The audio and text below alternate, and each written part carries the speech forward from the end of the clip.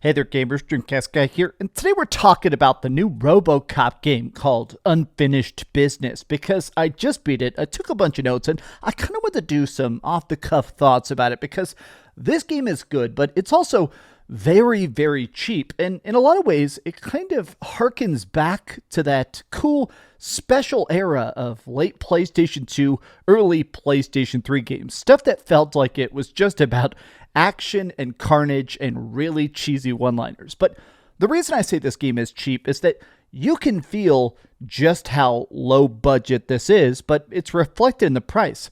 This game is $30. It took me about 11 hours to beat it, doing some of the side quests, but mostly just I like the main story so much, I will admit that I kind of beeline towards some of the bosses and stuff. But this game, there's something about it that feels very retro in a way that I didn't realize how much I was craving it. But let's break down the positives and the negatives. Hi, hope you're having a great day, and if you could please give this video a like and subscribe if you haven't already.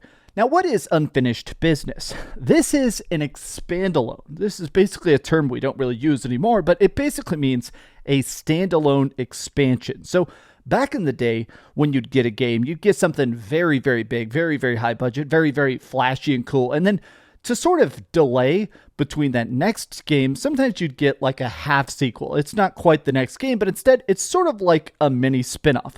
This is bigger than your typical DLC. It's definitely more than just a standard piece of downloadable content, but at the same time, this is very much a remix of the last RoboCop game, which was Rogue City. This has a lot of the same enemies, a lot of the same textures, a lot of the same environments and controls, but at the same time, it does feel better. Now, what is the point of this? Why is it called Unfinished Business? Essentially, there is this huge tower called the OmniTower. It's this building built on the edge of Detroit, which obviously in this timeline is a destroyed apocalyptic wasteland. Well, they built this tower to be a fully self-sufficient society. It's got food, it's got malls, it's got office buildings, and it's got a lot of places to live. Well, a strange mercenary group has gone in and killed everybody in the police department and stolen some very strange technology involved with RoboCop. And now, as the last cop standing from your precinct, it's time for some unfinished business. You're going to go there, find the mercenaries, get vengeance, and get basically your parts back. But what's really cool about this game is that the story is actually fantastic. I mean, I can't believe I'm saying that, but one of the cool parts about this is that as you get to the tower, it's a complete murder fortress. It almost plays like that movie, The Raid, or something where you're trying to fight up a giant tower, something like Dread. You are just there at the base floor. They've shut off all the elevators they can, and you are just fighting from bunker to bloodbath-filled bay after another. It is so incredibly fun because each floor, each environment is a little bit different. There's just so much crazy stuff of murdering people in arcades or storage lockers or tech depots, but all inside this one big building. But the cool part of it that really, really sucked me in way more than I thought is this mysterious voice. When you get there, somebody starts talking to you on the radio, and it's a really cool story where this person doesn't really believe that RoboCop is a person, right? Because RoboCop, in a lot of ways, is a billion-dollar high-tech murder machine. He's just there to kill and arrest and police, right? But she's basically like, I'll help you out because I'm a resident of this tower. I want to get free. I want to get out of the OmniTower. But also, these mercenaries, they need to get taken down. And it's interesting sort of watching their conversations. There's dialogue trees and stuff where you can actually sort of talk to this person and hear their explanations, their motivations, their backstory. And you get to hear more about RoboCop sort of explaining that fine line between the cop he was when he was a person, when he was Alex Mercy, versus what he is now as RoboCop, the entity. And it's really, really well done. But I also like the bad guy. He's an evil cop. He's a cop that was on the force for a long time, and when he watched everybody just die horrible deaths fighting against these basically militarized crackheads that have taken over this part of town, he basically says, this is not enough. I'm going to build my own military, and we're just going to wipe out all the baddies and all of Detroit. I'm going to clean this city up once and for all. His motivations aren't completely insane. I like the fact that even though you disagree with him, even though he definitely needs to go to super prison, I like the fact that he's not just some mustache twirling bad guy. You actually get a lot of cutscenes and backstory and research about him, and it's great. Now, here's the thing that I kind of have to complain about, which is the flashback sequences. So there's a couple of these during the course of the game, and I think they're all good. I think they're all great for the story itself, but the acting is a bit hit and miss. You get these strange flashbacks where you're getting a chance to be Alex Murphy again. It takes place 12 years ago, so you're supposed to be the young, fresh on the beat cop.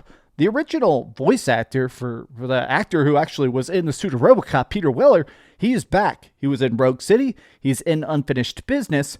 Even though he's a human in the flashbacks, he still talks like RoboCop, and it sounds really weird. I'm not sure if, no offense to Peter Weller, maybe that's just how he sounds now, but it sounds weird when it's supposed to be a young person, and I'm sure they edited and cleaned it up as best as possible, but he's always like, we must defend justice using a handcuff and a sense of morals. And it's like, why would you talk like that as a human, and the other people around him are talking good? Also, it does seem like the facial voice acting, the facial animations are not as good as this as they were in what we had obviously with Rogue City, which Rogue City wasn't crazy easier, but there's some stuff in here where straight up the faces don't even look fully synced. Now, obviously this is a budget title. It's $30, not $60, not even $50.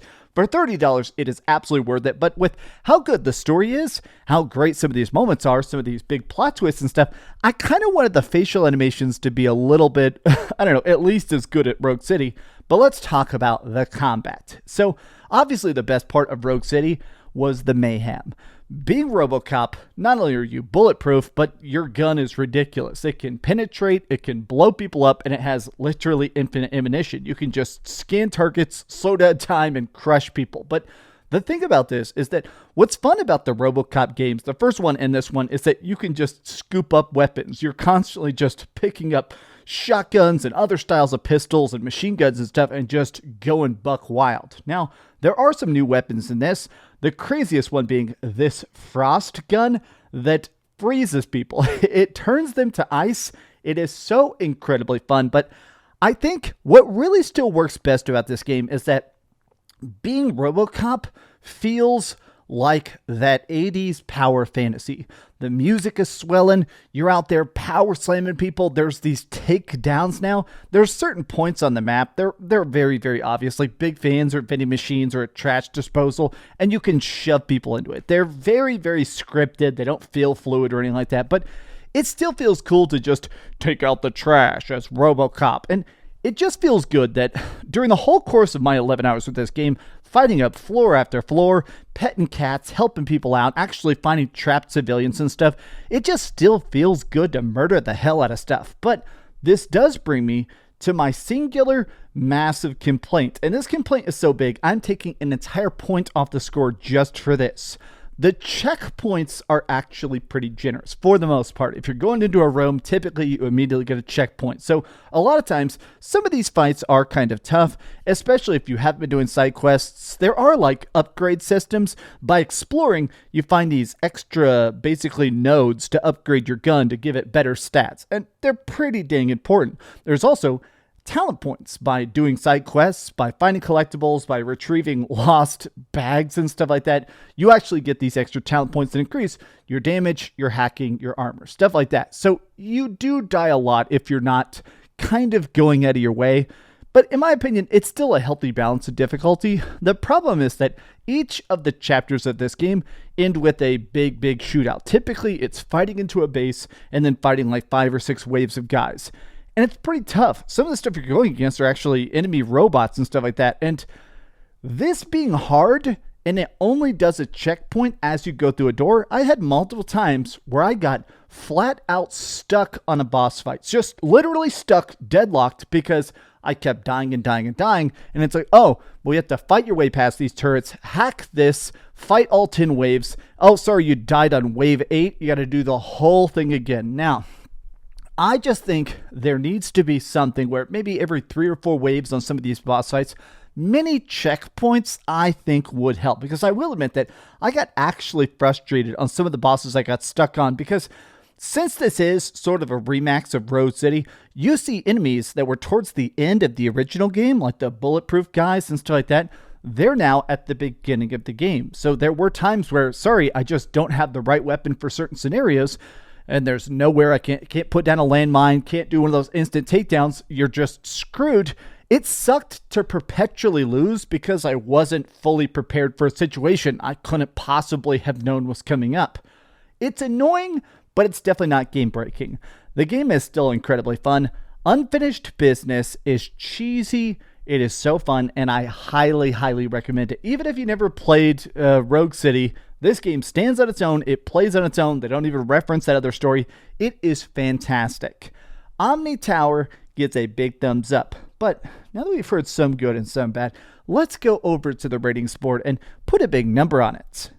I am giving RoboCop Rogue City Unfinished Business, it's a long-ass title, a 9 out of 10. Thanks so much for watching, gamers, and if you enjoyed this video, be sure to give it a like, subscribe if you haven't already, and please keep dreaming. You ever see that thing where they did a documentary about making RoboCop, and there's a story where RoboCop was staying in character, Peter Weller would not break character, and one of the producers is eating a bunch of Oreos, and he's like, all right, we got to film this scene, Peter. And Peter goes, Robo wants an Oreo. And he goes, there is no RoboCop. It's just me and you, Peter. Take the gun. Let's film this scene. He goes, Robo wants an Oreo. My friends and I make that joke all the time. Robo wants an Oreo. Thanks so much for watching that video. If you want to see something else, you can always click this link to see what I put up last, or, subscribe and see what's coming up next. Also, I promise that whatever I do, it'll try not to suck.